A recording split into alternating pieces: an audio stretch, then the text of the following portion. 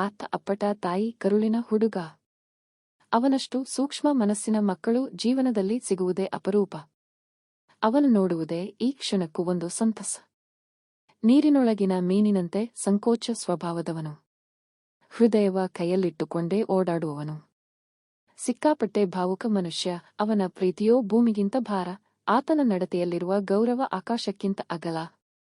ಅವನಿಗಿರುವಷ್ಟು ಒಳ್ಳೆಯತನ ನನ್ನಲ್ಲಿ ಇಲ್ಲವಲ್ಲ ಎಂದು ನಾನೆಷ್ಟೋ ಸಲ ಹೊಟ್ಟೆ ಕಿಚ್ಚುಪಟ್ಟಿದ್ದೇನೆ. ನನ್ನ ಪ್ರೀತಿಯ ಈ ಹುಡುಗನ ಹೆಸರು ಬೈರೇಶ. ಅವನಿಗೆ ಚಡಪಡಿಸುವಷ್ಟು ಬಡತನವಿತ್ತು. ಮನೆಯಲ್ಲಿ ನೂರಾರು ಕಷ್ಟಗಳು ಹುತ್ತಕಟ್ಟಿ ವಾಸವಾಗಿದ್ದವು. ಮನೆಯ ವಾತಾವರಣ ಓದಿಗಿಂತ ಕೂಲಿ ಕೆಲಸವೇ ಒಳ್ಳೆಯದು, ಬೇಗ ಬಂದು ಬಿಡು ಮಗನೇ ಎಂದು ಕರೆಯುತ್ತಿತ್ತು. ಆತ ಇವೆಲ್ಲವನ್ನು ಸವಾಲಾಗಿ ತೆಗೆದುಕೊಂಡ. ಕೂಲಿ ಸ್ಕೂಲು ಎರಡನ್ನೂ ನಿಭಾಯಿಸಿದ. ಶ್ರದ್ಧೆಯಿಂದ ಕಲಿಯತೊಡಗಿದ. ಹಠ ಹಿಡಿದು ಓದಿದ. ಉದ್ಯೋಗ ಸಿಗುವ ಎಲ್ಲಾ ಪರೀಕ್ಷೆಗಳನ್ನು ಬರೆದ. ಅವಕಾಶ ಅವನಿಗಾಗಿ ಕಾಯುತ್ತಿತ್ತು. ಚಿಕ್ಕೋಡಿ ಬಳಿಯ ಹಳ್ಳಿಯಲ್ಲಿನ ಸರ್ಕಾರಿ ಪ್ರೈಮರಿ ಶಾಲೆಯಲ್ಲಿ ಮೇಷ್ಟ್ರು ಕೆಲಸ ಸಿಕ್ಕಿತು. ಅಪ್ಪ ಅಮ್ಮನ ಬಿಟ್ಟು ಅಷ್ಟು ದೂರ ಹೇಗೆ ಹೋಗುವುದೆಂದು ಕೊರಗಿದ. ಅಮ್ಮನ ಸಾಕಬೇಕು, ಅಪ್ಪನಿಗೆ ನೆರವಾಗಿ ಮನೆಯಲ್ಲಿರಬೇಕು ಎಂಬ ಹಂಬಲ ಅವನಲ್ಲಿ ತುಡಿಯುತ್ತಿತ್ತು. ಕೆಲಸ ಸಿಕ್ಕರೆ ಸಾಕು ತಮ್ಮ ಹಳ್ಳಿಯನ್ನು ಮುದಿ ಅಪ್ಪ ಅವ್ವನನ್ನು ಬಿಟ್ಟು ಪೂರ್ವಂತ ಹಾರಿ ಹೋಗಲು ಹವಣಿಸುವ ಈಗಿನ ಹುಡುಗರ ನಡುವೆ ಇವನೊಬ್ಬ ಮಾತ್ರ ವಿಶಿಷ್ಟವಾಗಿ ಕಾಣತೊಡಗಿದ. ಕಷ್ಟದಲ್ಲಿರೋ ಅಪ್ಪ ಅಮ್ಮನ ಹೆಂಗೆ ಬಿಟ್ಟು ಹೋಗಲಿ? ನಾನೊಬ್ಬ ದೂರ ಹೋಗಿ ಸುಖವಾಗಿರ್ತೇನೆ ನಿಜ. ಆದರೆ ನನಗಾಗಿ ಜೀವ ತೇದ ಅವೆರಡು ಅದೇ ಗುಡ್ಲು ಮನೆಯಲ್ಲಿ ನರಳ್ತಾನೆ ಇರ್ತಾವಲ್ಲ ಸಾರ್, ಏನ್ ಮಾಡೋದು? ಅವರಿಗೆ ಒಳ್ಳೆ ಸುಖ ನೆಮ್ಮದಿ ಕೊಡೋದು ಹೆಂಗೇಳಿ ಎಂದು ಚಿಂತಿಸತೊಡಗಿದ. ಮೊದಲು ನೀನು ಹೋಗಿ ಕೆಲಸಕ್ಕೆ ಹಾಜರಾಗು. ಸ್ವಲ್ಪ ದಿನದಲ್ಲೇ ಸೆಟ್ಲಾಗ್ತೀಯ ಅಲ್ವಾ?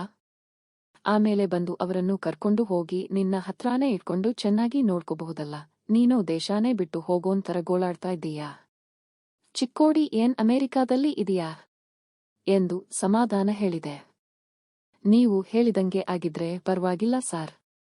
ಆ ಮುದ್ಕ ಮುಕ್ಕಿ ಈ ಹಳ್ಳಿ ಬಿಟ್ಟು ಎಲ್ಲೂ ಬರಲ್ಲ ಅಂತ ಹಠ ಹಿಡಿದಿದ್ದಾವೆ. ಅದೇ ನನ್ನ ಚಿಂತೆ ಅಂದ. ಮುಂದೆ ಎಲ್ಲ ಸರಿ ಹೋಗುತ್ತೆ. ಮೊದ್ಲು ನೀನು ಹೋಗಿ ಕೆಲಸಕ್ಕೆ ಸೇರು ಎಂದು ಹೇಳಿ ಕಳಿಸಿದೆ. 2 ವರ್ಷ ದುಡಿದ ದುಡ್ಡನ್ನೆಲ್ಲ ತಂದು ಮನೆಗೆ ಹಾಕಿದ.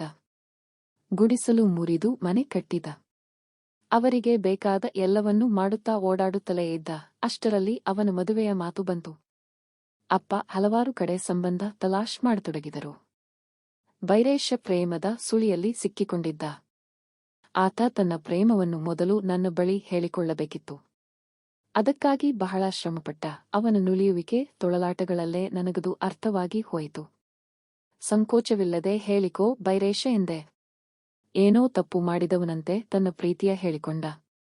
ಹುಡುಗಿ ಒಪ್ಪಿದ್ದಾಳೆ. ನಮ್ಮ ಮನೆಯವರೂ ಒಪ್ಪಿದ್ದಾರೆ. ಆದ್ರೆ ಹುಡುಗಿ ತಾಯಿ ಒಪ್ಪುತ್ತಿಲ್ಲ. ಹೋಗಿ ಕೇಳಿದರೆ ಆಗಲ್ಲ ಅಂತಿದ್ದಾರೆ. ಅವಳಿಗೆ ಬೇರೆ ಕಡೆ ವರನ ಹುಡುಕಿದ್ದಾರಂತೆ. ಅವಳಂದ್ರೆ ನನಗೆ ಪ್ರಾಣ ಎಂದು ಕಣ್ಣೀರು ಹಾಕಿದ. ನಿನ್ನಷ್ಟು ಒಳ್ಳೆ ಹುಡುಗ ಸಿಗೋದು ಅವರ ಪುಣ್ಯ ಕಣೋ. ನಾನು ಬಂದು ಬೇಕಾದರೆ ಮಾತಾಡ್ತೀನಿ ಎಂದೆ. ಬ್ಯಾಡ ಸಾರ್, ಅವಳಮ್ಮ ಬಜಾರಿ ಹೆಂಗಸು, ನಿಮಗೇನಾದ್ರೂ ಅಂದುಬಿಟ್ರೆ ನನಗೆ ಕಷ್ಟವಾಗುತ್ತೆ ಅಂದ. ಅಲ್ಲಿ ಬಿಡಯ್ಯ, ಏನಾಗುತ್ತೆ ನೋಡೋಣ. ನಿನಗಾಗಿ ನಾನಷ್ಟು ಮಾಡದಿದ್ದರೆ ಹೇಗೆ ಎಂದು ಧೈರ್ಯ ತುಂಬಿದೆ. ಅಂತ ಸಂದರ್ಭ ಬರಲಿ ಹೇಳ್ತೀನಿ ಸಾರ್. ಸದ್ಯಕ್ಕೆ ನನ್ನ ಪ್ರಯತ್ನ ಮಾಡ್ತಾನೆ ಇರ್ತೀನಿ ಎಂದ. ನಿನ್ನ ಜೊತೆ ನಾನಿದ್ದೇನೆ, ಹೆದರಬೇಡ ಎಂದು ಪ್ರೋತ್ಸಾಹದ ಮಾತನಾಡಿ ಪ್ರೇಮಿಯೊಬ್ಬನಿಗೆ ತುಂಬಬಹುದಾದ ಎಲ್ಲಾ ಪ್ರೋತ್ಸಾಹದ ಇಂಧನವನ್ನು ತುಂಬಿದೆ. ಬೈರೇಶನಷ್ಟೇ ಮಾನವೀಯತೆಯ ಮತ್ತೊಬ್ಬ ಶಿಷ್ಯ ನನಗೊಬ್ಬನಿದ್ದಾನೆ. ಅವನ ಹೆಸರು ಪರಮೇಶ. ಅವನು ಬಡತನವನ್ನು ಹಿಮ್ಮೆಟ್ಟಿಸಿ ಬೆಳೆದವನು. ಆತ ಮತ್ತು ಬೈರೇಶ ಇಬ್ಬರೂ ಖಾಸಗೆಳೆಯರು. ಪರಮೇಶನಿಗೆ ನಾನು ನೀನು ಅವನ ಪ್ರೇಮಕ್ಕೆ ಸಹಕಾರ ಕೊಡಬೇಕು ಕಣೋ ಎಂದು ಹೇಳಿದೆ. ಅವನು ಆಯ್ತೆಂದು ಒಪ್ಪಿದ. ಇಬ್ಬರು ಸೇರಿ ಅದೇನೇನೋ ಬಂಡ ಧೈರ್ಯ ಮಾಡಿ ಆ ಹುಡುಗಿಯ ತಂದೆಗೆ ಒಪ್ಪಿಸಿಬಿಟ್ಟರು. ಹುಡುಗಿಯ ತಾಯಿ ಮಾತ್ರ ಚಂಡಿಯಾಗಿ ಹಠ ಹಿಡಿದಳು. ಬೈರೇಶನ ಹಳ್ಳಿಯ ಜನರನ್ನು ಪರಮೇಶ ಮದುವೆಗೆ ಒಪ್ಪಿಸಿದ. ಅವರ ಅನುಮತಿ ಪಡೆದು ಒಂದು ದಿನ ಸರ್ರಂತ ಹೋದವನೇ ಆ ಹುಡುಗಿಯನ್ನು ಕರೆದುಕೊಂಡು ಬಂದೇ ಬಿಟ್ಟ. ಮಾರನೆಯ ದಿನವೇ ನನಗೆ ಮದುವೆ ಇದೆ ಬನ್ನಿ ಎಂಬ ಕರೆ ಬಂತು. ನನಗೋ ಆಶ್ಚರ್ಯ ಮತ್ತು ಆಘಾತ.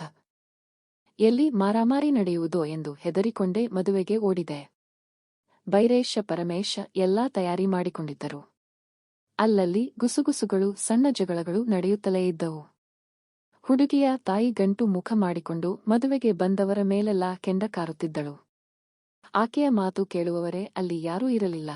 ನೋಡುತ್ತಿದ್ದಂತೆ ಮದುವೆ ನಡೆದೇ ಹೋಯಿತು. ಹೆಣ್ಣಿನ ಕಡೆಯವರು ಬೈರೇಶನ ದೂರದ ರಕ್ತ ಸಂಬಂಧಿಗಳೇ ಆಗಿದ್ದರಿಂದ ಅಂಥ ಕೋಲಾಹಲವೇನೂ ನಡೆಯಲಿಲ್ಲ. ಮದುವೆ ಮುಗಿದ ಮೇಲೆ ಎಲ್ಲಾ ಹನಿಮೂನಿಗೆ ಮೈಸೂರು, ಊಟಿ, ಕೊಡೈಕೆನಾಲ್ನೆಂದರೆ ನಮ್ಮ ಬೈರೇಶ ಧರ್ಮಸ್ಥಳಕ್ಕೆ ಹೋಗ್ತೀನಿ ಸಾರ್ ಎಂದು ಹೇಳಿ ಆಶ್ಚರ್ಯ ಮೂಡಿಸಿದ.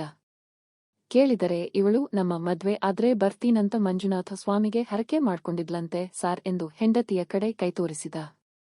ಅವನ ಕ್ಲಾಸ್ಮೇಟ್ಗಳು ಹೆಂಡ್ತಿ ಈಗ್ಲೇ ತಲೆ ಬೋಳ್ಸೋದಕ್ಕೆ ನಿನ್ನ ರೆಡಿ ಮಾಡಿದ್ದಾಳಲ್ಲಪ್ಪ ಎಂದು ಜೋಕ್ ಮಾಡಿ ನಕ್ಕರು. ನಾನು ಆಯ್ತು ಹೋಗಿ ಬಾ ಎಂದು ಹೇಳಿ ಹೊರಟು ಬಂದೆ. 2 ದಿನವಾದ ಮೇಲೆ ಧರ್ಮಸ್ಥಳದಿಂದ ಬೈರೇಶ್ ಆತಂಕದಿಂದ ನನಗೆ ಫೋನು ಮಾಡಿದ. ನಾನು ಗಾಬರಿಯಲ್ಲೇ ಏನಾಯಿತೋ ಎಂದು ಕೇಳಿದೆ. ಅದಕ್ಕವನು ಸಾರ್ ಭಾರೀ ಎಡವಟ್ಟಾಗಿದೆ. ಸದ್ಯ ನನಗೆ ಊರಿಗೆ ಬರೋಕೆ ದುಡ್ಡೇ ಇಲ್ಲ ಎಂದ. ನಾನು ತಕ್ಷಣ ನಿನಗೆ ದುಡ್ಡು ಕಳಿಸುತ್ತೇನೆ. ನಿನ್ನ ಅಕೌಂಟ್ ನಂಬರ್ ಕೊಡು, ಅದಕ್ಕೂ ಮೊದಲು ಏನಾಯಿತು ಹೇಳು ಎಂದು ಆತಂಕದಿಂದ ವಿಚಾರಿಸಿದೆ. ಬಂದು ಹೇಳುತ್ತೀನಿ ಎಂದು ಫೋನ್ ಇಟ್ಟು ಬಿಟ್ಟ. ನನಗೆ ಅಲ್ಲಿ ಏನಾಗಿದೆಯೋ ಏನೋ ಎಂಬ ಕಳವಳ ಶುರುವಾಯಿತು. ಅವನು ತನ್ನ ಮೊಬೈಲ್ ಫೋನನ್ನು ಕಳೆದುಕೊಂಡು ಕಾಯಿನ್ ಬಾಕ್ಸ್ನಿಂದ ಮಾತಾಡಿದ್ದ. ನೇರ ನನ್ನ ಮನೆಗೆ ಬಾ, ಎಷ್ಟೊತ್ತಾದ್ರೂ ಆಗಲಿ ಕಾಯ್ತೀನಿ ಎಂದು ಹೇಳಿ ಕಾಯುತ್ತಲೇ ಇದ್ದೆ. ನನ್ನ ತಲೆಯಲ್ಲಿ ನೂರಾರು ಕಲ್ಪನೆಗಳು ಮೂಡಿ ಹೋದವು. ಹುಡುಗಿ ಕಡೆಯವರು ಬಂದು ಇವನಿಗೇನಾದ್ರೂ ಮಾಡಿಬಿಟ್ಟರೋ ಏನೋ ಎನ್ನುವುದರಿಂದ ಹಿಡಿದು ಹಲವಾರು ಭಯಾನಕ ಕತೆಗಳು ಮೈ ಮೂಡಿದವು. ಅರ್ಧರಾತ್ರಿಯಲ್ಲಿ ಹೆಂಡತಿ ಕರೆದುಕೊಂಡು ಲಗೇಜ್ ಕಳೆದುಕೊಂಡು ಸಪ್ಪೆಮುಖ ಮಾಡಿಕೊಂಡು ಬಂದ ಬೈರೇಶ್ ಈ ಹನಿಮೂನ್ ಸವಾಸನೆ ಅಲ್ಲ ಸಾರ್ ಎಂದ. ಏನಾಯಿತೋ ಎಂದೆ. ಇವಳು ನೇತ್ರಾವತಿ ನದೀಲಿ ಸ್ನಾನ ಮಾಡೋಕೆ ಹೋಗಿದ್ದಾಗ ನಾನು ಬಟ್ಟೆ ಬ್ಯಾಗು ಕಾಯ್ಕೊಂಡು ಕೂತಿದ್ದೆ ಸಾರ್. ಯಾವನೋ ಒಳ್ಳೆ ಟಿಪ್ ಟಾಪ್ ಆಗಿ ಬಂದು ಮಾತಾಡ್ಸಿದ. ನಾನು ಶಿವಮೊಗ್ಗದಲ್ಲೇ ಓದಿದ್ದು, ಇಲ್ಲಿ ಡಾಕ್ಟರಾಗಿದ್ದೇನೆ ಅಂತಂದು ಪರಿಚಯ ಮಾಡಿಕೊಂಡ. ನಾನು ನಮ್ಮೂರೋನವ ಅಂತ ಸಂತೋಷದಿಂದ ಮಾತಾಡಿಸಿದೆ. ನಾನು ಬ್ಯಾಡ ಅಂದ್ರು ಇರ್ರಿ ಟೀ ತರ್ತೀನಿ ಕುಡಿಯೋಣ ಅಂದ. ನಾನು ಬ್ಯಾಡಂದ್ರೂ ಕೇಳದೆ ಟೀ ತಂದು ಕುಡಿಸಿದ. ಟೀ ಕುಡಿತಾ ಅವನ ಜೊತೆ ಮಾತಾಡುತ್ತಾ ಇದ್ದವನಿಗೆ ಏನಾಯಿತೋ ಫಕ್ಕನೆ ತಿಳಿಲೇ ಇಲ್ಲ. ತಲೆ ಸುತ್ತಿದಂಗಾಗಿ ಹಂಗೆ ಯಮನಿದ್ದೆ ಸುತ್ಕೊಂಡು ಬಿಡ್ತು. ಪ್ರಜ್ಞೆ ತಪ್ಪಿದಂತೆ ಮಲಗಿಬಿಟ್ಟೆ. ಇವಳು ಬಂದು ಕಷ್ಟಪಟ್ಟು ಎಚ್ಚರ ಮಾಡಿದಾಗ ನನಗೆ ಬುದ್ಧಿ ತಿಳಿದಿದ್ದು. ನೋಡಿದರೆ ನನ್ಮಗ ನಮ್ಮ ಬ್ಯಾಗು, ಮೊಬೈಲು, ನನ್ನ ಜೇಬಲ್ಲಿದ್ದ ದುಡ್ಡು ಎಲ್ಲ ಎಗರಿಸಿಕೊಂಡು ಹೋಗಿದ್ದ. ಇವಳ ಮಾತು ಕೇಳಿ ಅಲ್ಲಿಗೆ ಹನಿಮೂನಿಗೆ ಹೋಗಿ ಎಲ್ಲ ಬೋಳಿಸಿಕೊಂಡು ಬಂದಂಗಾಯ್ತು. ಅದೇನು ಮಾಯಾವಿ ಔಷಧಿ ಹಾಕಿದ್ದನೋ ಇನ್ನೂ ಮಂಪರು ಎಳೀತಾನೇ ಇದೆ ಎಂದು ಕಣ್ಣಿನಲ್ಲಿ ಬೆಲ್ಲ ತೂಗತೊಡಗಿದ. ಬೈರೇಶನ ಮುಗ್ಧತೆ, ಒಳ್ಳೆಯತನಗಳೇ ಅವನಿಗೆ ಮುಳುವಾಗಿದ್ದವು. ಸಣ್ಣ ವ್ಯಾವಹಾರಿಕ ಜ್ಞಾನವೂ ಇಲ್ಲದ, ಜಗತ್ತಿನ ಬಗ್ಗೆ ಸಣ್ಣ ಗುಮಾನಿಯೂ ಇರದ, ಎಲ್ಲರನ್ನೂ ಹೃದಯದ ಮೂಲಕವೇ ಅಳತೆ ಮಾಡಿ ನೋಡುವ, ಪ್ರಪಂಚದಲ್ಲಿ ಇರೋರೆಲ್ಲ ಒಳ್ಳೆಯವರು ಎಂದು ಗಾಢವಾಗಿ ನಂಬುವ ಅವನ ಬೋಳೆತನ ಈ ಲೋಕಕ್ಕೆ ಅಗತ್ಯವಿದೆಯೇ ಎಂದು ನಾನು